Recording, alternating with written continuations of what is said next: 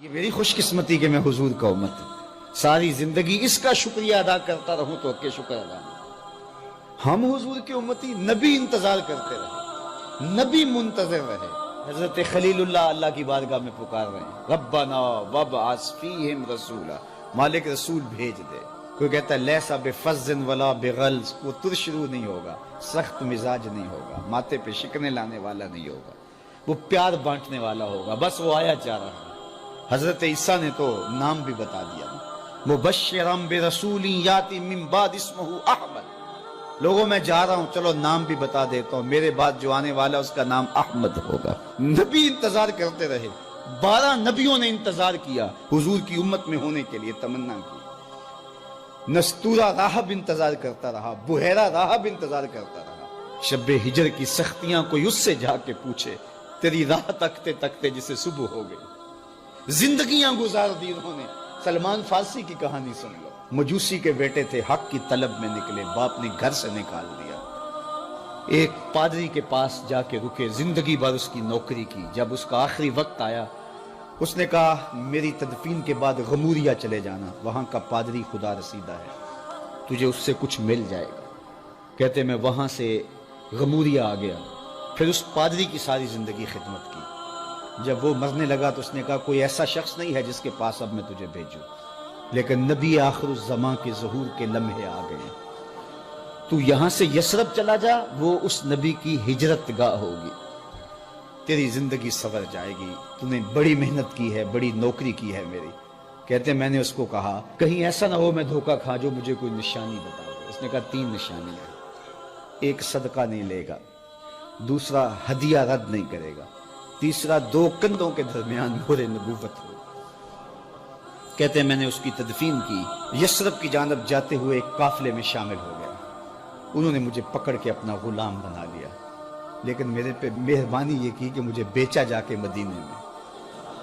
ایک یہودی نے مجھے خرید لیا، میں اس کے باغ میں گوڈی کرتا تھا، کام کرتا تھا، کھجوریں توڑتا تھا، لیکن میں انتظار میں تھا کہ کبھی وہ نبی آخر زمان آئے تو مجھے دید ہو، کبھی عرش پر، کبھی فرش پر، کبھی ان کے در، کبھی در بدر۔ رب میں عاشقی تیرا شکریہ، میں کہاں کہاں سے گزر گیا۔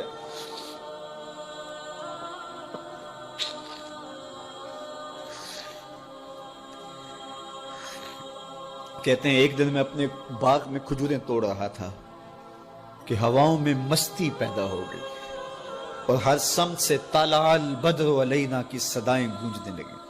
میں سمجھ گیا کہ وہ لمحے آ گئے، میں نے چھلانگ لگا دی اور دوڑ پڑا۔ میرے آقا نے سمجھا شاید غلام بھاگ گیا، اس نے دوڑ کے مجھے پکڑ لیا۔ میں نے اس کو کہا کہ میں نوکر تیرا ہی ہوں، لیکن دل نوکر کسی اور کا ہے، میں بھاگوں گا نہیں، مجھے جانے دے۔ میں کچھ کھجوریں لے گیا تھا صدقے کی نیت سے، جا کے حضور کو پیش کی۔ آقا کریم نے فرمایا ہم نبی صدقہ نہیں لیتے۔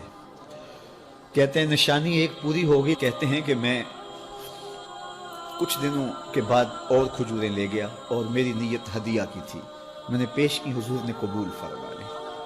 لیکن میں بھی کہتا تھا تیسری نشانی بھی پوری ہو لے تو پھر مانوں گا، اور وہ کیا تھی؟ 2 کندھوں کے درمیان مہر نبوت۔ کہتے ہیں ایک دن حضور میرے باغ میں آئے، اور آقا کریم نے اپنے مبارک کندھے پہ چادر رکھی ہوئی تھی، اور چادر کی اوٹ میں مہر نبوت چھپی ہوئی تھی، اور میں پیچھے ہو کے دیکھتا تھا، اور میری آرزو یہ تھی کہ کوئی تیز جھونکا ہوا کا آئے اور چادر ہٹ جائے اور میں مہر نبوت کی زیارت کر لوں۔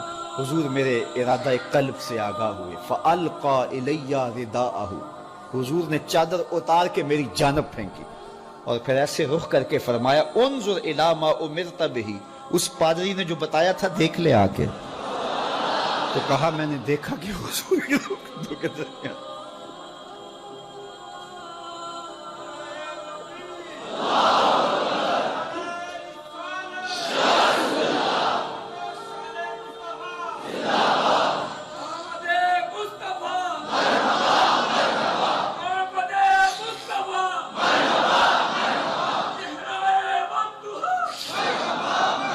شب ہجر کی سختیاں کوئی اس سے جا کے پوچھے، تیری راہ تکتے تکتے جسے صبح ہو گئی۔ ہم نے تو کوئی انتظار نہیں کیا نا، ہم نے تو کوئی دکھ نہیں سہا، ہم سوئے تھے مقدر جاگ اٹھے۔ ہمارے والد مسجد سے مولوی صاحب کو بلا لائے، انہوں نے کان میں آ کے کہا مبارک ہو تو حضور کا نوکر بن کے آ رہا۔ میرے والد گرامی ایک شعر جھوم کے پڑھا کرتے تھے، محمد جانے جانا ہے، پیغمبر ہو تو ایسا ہو، رسولوں کی بشارت سے مبشر ہو تو ایسا ہو، امر توقیر کا سب کو موکر ہو تو ایسا ہو، کیا ہم کو غلام ان کا مقدر ہو تو ایسا ہو۔ میں اپنے مقدر پہ قربان نہ جاؤں، آپ اپنے مقدر پہ نثار نہ جائیں، ہمیں وہ نبی ملا جو نبیوں کا نبی ہے۔ بنو سعد کے مقدر بھی جاگ اٹھے، اللہ اکبر، کیا وہ خوش نصیب وادیاں تھیں، کیا وہ خوش بخت پہاڑ تھے بنو سعد کے، جہاں حضور نے زندگی کے ابتدائی سال گزارے۔ اللہ اکبر۔ حضرت حلیمہ سعدیہ کہتی ہیں جب میں حضور کو گھر لے گئی تو میرے گھر میں روشنیاں آ گئیں، باقاعدہ عورتوں نے کہا حلیمہ تو اتنی امیر ہو گئی ہے رات کو بھی دیا نہیں بجھاتی، بڑے امیر کبیر گھرانوں میں بھی رات کو لوگ دیا بجھا دیا کرتے ہیں، لیکن تو اتنی ہی امیر ہو گئی ہے کہ رات کو بھی تیرے گھر کا دیا نہیں بجھتا۔ تو حلیمہ سعدیہ نے کہا آؤ میں تمہیں بتاؤں میرے گھر میں دیا کون سا روشن۔ باقاعدہ ہم جولیوں کو بلایا، پالنے میں حضور تھے، اشارہ کر کے کہا ما کننا نحتاج الی السراج من یوم اخذناہ، جب سے یہ پیارا گھر آیا ہے میں نے سارے دیے توڑ دیے، دیے کی ضرورت نہ مشعل کی حاجت، عجب روشنی تو نے پائی حلیمہ، بڑی تو نے توقیر پائی حلیمہ، بنی تو محمد کی دائی حلیمہ۔ کہا ما کننا نحتاج الی السراج من یوم اخذناہ، جب سے یہ پیارا گھر میں آیا ہے میں نے سارے دیے توڑ دیے۔ جہاں روشنی چاہیے ہوتی ہے حضور کو اٹھا کے اس کمرے میں لے جاتے ہیں، وہاں انوار پھیل جاتے ہیں، روشنیاں پھیل جاتی ہیں، کیسے اجالے پھیلے، کیسی روشنیاں پھیلیں۔ حلیمہ دا چھپر کھجوری دے تھلے، حوراں وچھالے نوری مسلے، فرش تو عرش تک پہ گئی دہائی، حلیمہ نے لٹ لئی خدا دی خدائی۔ اللہ اکبر۔ وہ سارا دن تو صحراؤں میں گھوم لیتی تھی، اسے جب بھوک لگتی تھی لبوں کو چوم لیتی تھی۔ بخت جاگے حلیمہ سعدیہ کے حضور ان کے گھر آئے، اللہ اکبر، جدھر سے گزرتے گئے نور پھیلتا گیا، انوار پھیلتے گئے۔ حضرت سیدہ طیبہ طاہرہ حضرت عائشہ سلام اللہ علیہا فرماتی ہیں کہ میں کچھ سی رہی تھی کہ میرے ہاتھ سے سوئی گر گئی، اب حضور کے گھر میں دیے میں جلانے کے لیے تیل بھی نہیں تھا، میں پریشان تھی، سوئی گر گئی، اتنے میں حضور تشریف لائے۔ حضور مسکرائے، کہتی ہے میں نے گمی ہوئی سوئی تلاش کر لی۔ اللہ اکبر۔ تو یہ روشنی تھی، یہ انوار تھے۔ اللہ اکبر۔ اذا ضحک یتلالع فی الجدر، جب حضور مسکراتے تھے سامنے والی دیواروں پہ عکس پڑتا تھا۔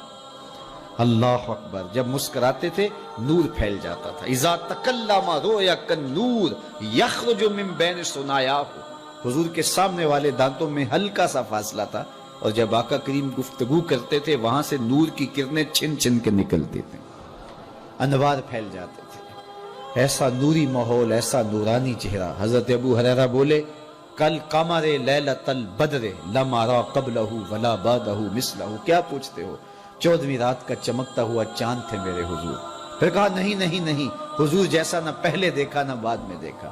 حضرت حسان بن ثابت پاس کھڑے تھے، کہا دیکھتے کیسے، کسی ماں نے جنم دیا ہوتا تو دیکھتے، خدا نے وہ سچائی پن چھڑیا جدے وچ محمد نو ٹالیا سی، حسینہ جمیلہ دا منہ موڑ دیتا، محمد بنا کے قلم توڑ دیتا، مثل او در عالم امکان متصور نیست۔ حضرت شیخ مجدد کہتے ہیں حضور کی مثل بزم عالم میں ممکن ہی نہیں ہے، ہو ہی نہیں سکتا۔